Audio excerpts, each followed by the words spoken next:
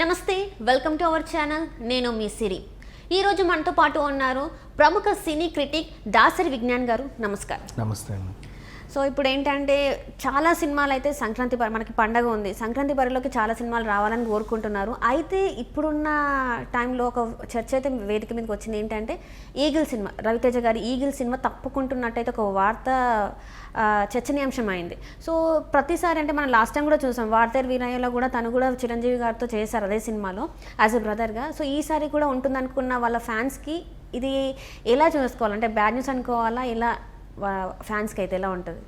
Actually ఈగిల్ని తప్పించారని విష ప్రచారం జరుగుతుందని ఒక వర్గం వాదిస్తుంది. యాక్చువల్గా ఏంటంటే సంక్రాంతి టైంలో ఎవరో ఒకరు తప్పుకుంటే కానీ థియేటర్ సమస్య తీరదు అని బలంగా నమ్ముతున్నారు అందరూ. సో ఆ టైంలో ఒక్క సినిమాని తప్పిస్తే ఇంకా మిగతావన్నీ బాగుపడతాయని, ఆ ఒక్కటి దేన్ని తప్పించాలో అర్థం అవ్వట్లా. రవితేజ సినిమా లాస్ట్ ఇయర్ రవితేజ సంక్రాంతికి వచ్చి హిట్ కొట్టాడుగా బాలతేరు వీరయ్య వల్ల. నెక్స్ట్ ఆ సినిమాలో రవితేజ వల్లే హిట్ అయింది యాక్చువల్లీ ఇంకా చెప్పాలి అంటే. అండ్ మొన్న దసరాకి వచ్చాడు టైగర్ నాగేశ్వరరావు. ఆ తర్వాత అంత లాస్ట్ ఇయర్ డిసెంబర్లో ధమాకాతో వచ్చాడు. ఇంకంతే ఇక ఆయన వరుస పెట్టి మంచి మంచి సినిమాలు తీస్తున్నాడు. అండ్ అలాగే జనాలు కూడా ఆదరిస్తున్నారు, సినిమాలు హిట్ అవుతున్నాయి. రవితేజ గారి మీద ఉన్న హోప్స్ బాగా పెరిగిపోయాయి. పైగా టైగర్ నాగేశ్వరరావు కొంచెం అనుకున్నంత కలెక్షన్స్ రాలేదు కాబట్టి ఈ సంక్రాంతికైనా రవితేజ గారు నిలబడతారన్న నమ్మకం జనాల్లో ఉంది. సో అట్లా ఆయన కలిసి వచ్చింది కదా అని. సో ఆ ప్రొడ్యూసర్ వెనక్కి తగ్గట్లా. కార్తిక్ ఘట్టమనేని డైరెక్షను, అండ్ ఇంకా దాంట్లో శ్రీనివాస్ అవసరాల ఉన్నారు, మధుబాల గారు ఉన్నారు, మంచి మంచి ఆర్టిస్టులు ఉన్నారు, ఇద్దరు హీరోయిన్లను పెట్టుకున్నారు. ఏదో ఒక రకంగా అయితే ముందుకు వెళ్తున్నారు.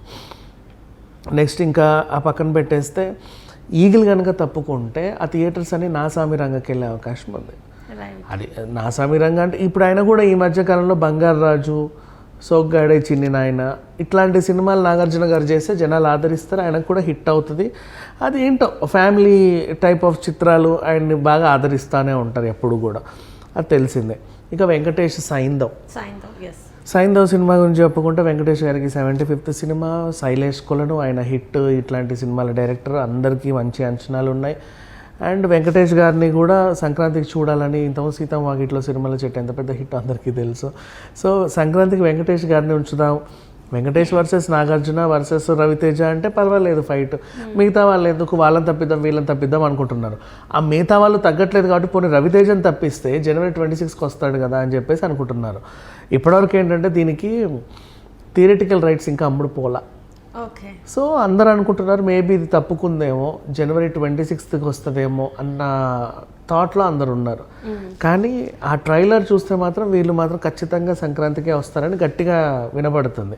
ఇంకా ట్రైలర్లో కూడా ఆ డైలాగ్ నిన్న రిలీజ్ చేసింది, విషం మింగుతాను, విశ్వం తిరుగుతాను, ఊపిరి ఊదుతాను, అలాగే కాపలా అవుతాను, విధ్వంసం నేను, విధ్వంసాన్ని ఆపే వినాశనం నేను, ఇట్లాంటి డైలాగ్స్ వచ్చేసరికి దానికి కూడా జనాలు మొత్తం పూనగాలు వచ్చేసాయి అనమాట. ఇంకా రవితేజ ఫ్యాన్సే కాదు నార్మల్ ఆడియన్స్కి కూడా.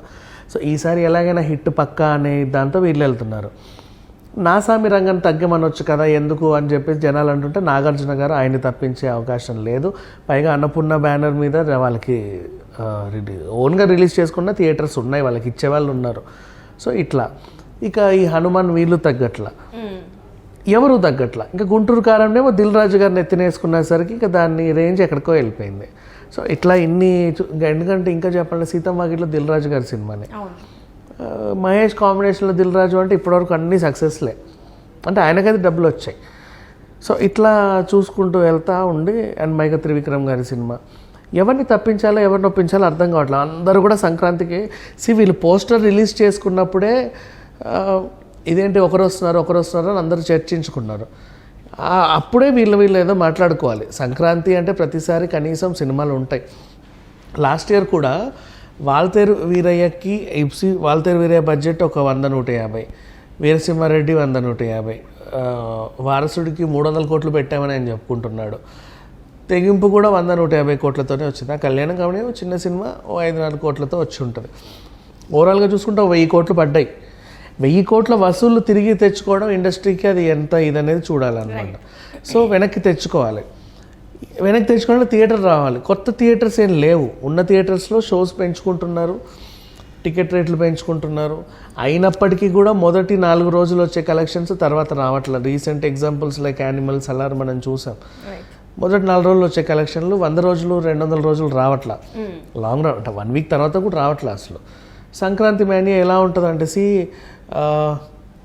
12, 13, 14, 15, 16 ఇవి కీలకమైన డేట్స్. 11th నుంచి చూసుకుంటే మోస్ట్లీ పండగ మెయిన్ డేట్స్ 14, 15, 16, 12, 13 మోస్ట్లీ అందరు జర్నీస్లోనే ఉంటారు. సినిమా చూడాలనుకునే వాళ్ళు ఉంటారు, కానీ మోస్ట్లీ అందరు కూడా రైలు పట్టాల పైన రోడ్ల మీదే ఉంటారే తప్పితే థియేటర్లో ఉండరు. 14, 15, 16 దిగిన తర్వాత చూడాలనుకునే వాళ్ళు వేరే ఉంటుంది. అంతే, అంత మించి ఇంకేం లేదు. ఆ వీక్ అది అయిపోయింది అంటే మళ్ళీ 16 తర్వాత అందరు మళ్ళీ తిరుగు ప్రయాణాల్లో ఉంటారు.